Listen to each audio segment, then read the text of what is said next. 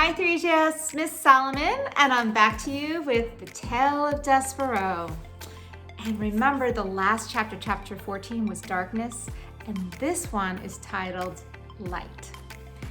When Despereaux awoke, he was cupped in the large, callous hand of a human, and he was staring into the fire of one match, and beyond the match, there was a large dark eye looking directly at him.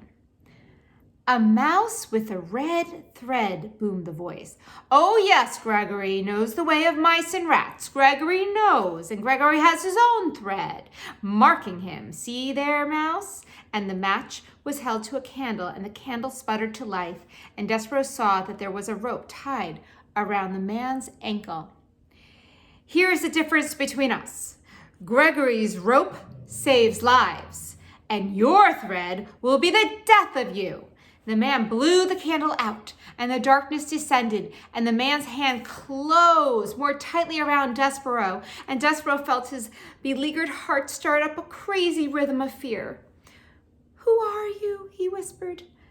"The answer to that question, mouse, is Gregory. You are talking to Gregory, the jailer, who has been buried here, keeping watch over this dungeon for decades, for centuries, for eons. For eternities. You are talking to Gregory the jailer, who is the richest of ironies, is nothing but a prisoner here himself. The mouse wants to know if Gregory the jailer will let him go. Listen to Gregory, mouse. You do not want to be let go. Here in this dungeon, you are in treacherous, dark heart of the world. And if Gregory was to release you, the twistings and turnings and dead ends and false doorways of this place would swallow you for all of eternity. Only Gregory and the rats can find their way through this maze. The rats, because they know, because the way of it mirrors their own dark hearts. And Gregory, because the rope is forever tied to his ankle to guide him back to the beginning. Gregory would let you go, but would you only beg him to take you up again? The rats are coming for you. You see? They are. "Listen," said Gregory. "You can hear their tails dragging through the muck and the filth. You can hear them filling their nails and teeth. They are coming for you. They are coming to take you apart, piece by piece." Despereaux listened, and he was quite certain that he heard the nails and the teeth of the rats, the sound of sharp things being made sharper still. "They will strip all the fur from your flesh and all the flesh from your bones. When they are done with you, there will be nothing left except red thread. Red thread and bones. Gregory has seen it many times, the tragic end of a mouse." "But I need to live," said Despereaux. "I can't die." "You cannot die? Ah, that is lovely. He says he cannot die." Gregory closed his hand more tightly around Despereaux. "And why would that be, mouse? Why is it you can't die?"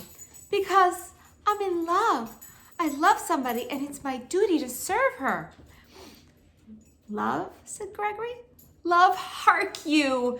I will show you the twisted results of love." Another match was struck and the candle was lit again, and Gregory held it up so that its flame illuminated a massive towering, oh my goodness, Brooklyn, teetering pile of spoons and kettles and soup bowls. "Look on that, mouse," said Gregory. "This is a monument to the foolishness of love." "What is it?" asked Despereaux. He stared at the great tower that reached up into the dark blackness. "What it looks like. Spoons, bowls, kettles, all of them gathered here as hard evidence of the pain of loving a living thing. The king loved the queen, and the queen died. The monstrosity, this junk heap, is the result of love." "I don't understand," said Despereaux. "And you will not understand until you lose what you love. But enough about love," said Gregory. He blew out the candle. "We will talk instead about your life, and how Gregory will save it, if you so desire." "Why would you save me?" Despereaux asked. "Have you saved any other mice?"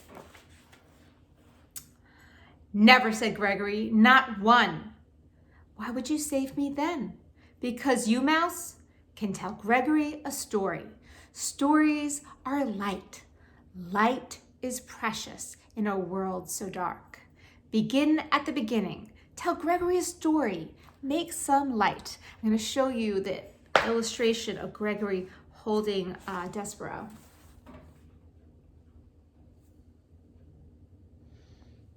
And underneath it, it says, "Go on, Mouse," said Gregory. "Tell Gregory a story." And because Despereaux wanted very much to live, he said, "Once upon a time." "Yes," said Gregory happily. He raised his hand higher and then higher still until Despereaux's whiskers brushed against his leathery, time-worn ear. "Go on, Mouse," said Gregory. "Tell Gregory a story." And it was in this way that Despereaux became the only mouse sent to the dungeon whom the rats did not reduce to a pile of bones and a piece of red thread. It was in this way that Despereaux was saved. Reader, if you don't mind, that is where we will leave our small mouse for now, in the dark of the dungeon, in the hand of an old jailer, telling a story to save himself. It is time for us to turn our attention elsewhere. Time for us, reader, to speak of rats, and of one rat in particular. And at the bottom of this page, it says, "End of the first book." I'm going to show you. And now, let's take a peek at the second book. It says, "Book the second, Chiaroscuro." Chiaroscuro? Not really sure. Have a great day. Bye, guys.